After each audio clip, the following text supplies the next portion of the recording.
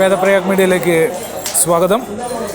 നമ്മൾ ഈ യാത്രയിൽ മുഴുവൻ കാണിക്കുന്നത് പ്രധാനപ്പെട്ട ഈ ഭണ്ഡാരങ്ങളാണ് ആദ്യം കാണിക്കുന്നത്. കാരണം എന്താണെന്ന് വെച്ച് കഴിഞ്ഞാൽ അതിനൊക്കെ എന്ത് കൃത്യമായിട്ടാണ് അതിനെ പരിചരിക്കുന്നതെന്ന് നോക്കുക.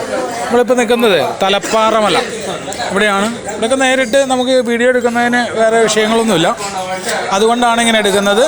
ഒരിക്കലും ഒരു റെസ്ട്രിക്ഷൻ എവിടെയെങ്കിലും ഉണ്ടെങ്കിൽ അത് മറികടന്നുകൊണ്ട് നമ്മൾ വീഡിയോ ചെയ്യുന്നതല്ല. ഇത് തലപ്പാറ മലയാണ്,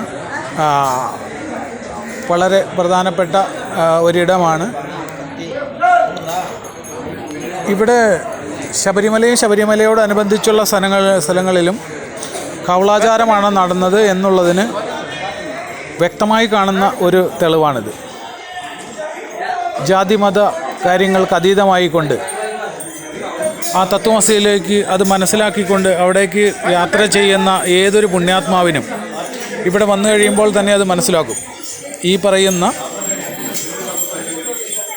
ഒരു വരേണ്യവർഗത്തിൻ്റെ പിടിയിൽ നിന്നും സത്യസന്ധമായി മാത്രം ജീവിക്കുന്ന ഒരു യോഗിയുടെ തലത്തിലേക്കാണ് അവൻ്റെ യാത്ര ചെയ്യുന്നത്. അവനെവിടെ നിന്നും ഒന്നും കൊണ്ടുപോകാനില്ല. തലപ്പാറ മലയ്ക്ക് ഇത്രയും കാലമായിട്ട് ഇവിടുന്ന് ഒരു സാധനം കൊണ്ടുപോയിട്ടില്ല. ഇരിക്കുന്ന വാളും സാധനങ്ങളും ഒന്നും ആർക്കും ആവശ്യമില്ല. കാരണം എല്ലാം ഇരുമ്പാണ്. അത് കാരണം കൊണ്ട് ഒരാൾക്കും ആവശ്യമില്ല. ഇവിടെ നിന്നും അവസ്ഥകൾ മാറുന്നത് അത് സ്വർണത്തിലേക്കും പഞ്ചലോഹത്തിലേക്കും ഇരിടയത്തിലേക്കും ഒക്കെ ഓരോ സാധനങ്ങൾ മാറുമ്പോഴാണ്. അപ്പോൾ ഇത് വളരെ പ്രധാനപ്പെട്ട ഒരു സ്ഥലമാണ് തലപ്പാറ മല.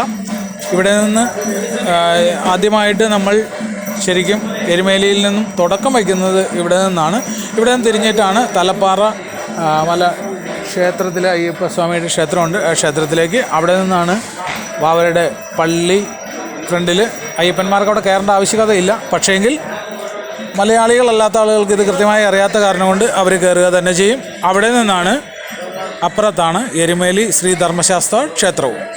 അപ്പോൾ ഇത് തലപ്പാറ മലയെ നമസ്കരിച്ചുകൊണ്ട് എല്ലാവിധ അനുഗ്രഹങ്ങളും തരട്ടെ എന്ന് പ്രാർത്ഥിച്ചുകൊണ്ട് വീണ്ടും മുന്നേറുന്നു. സ്വാമിയെ ശരണമയ്യപ്പ.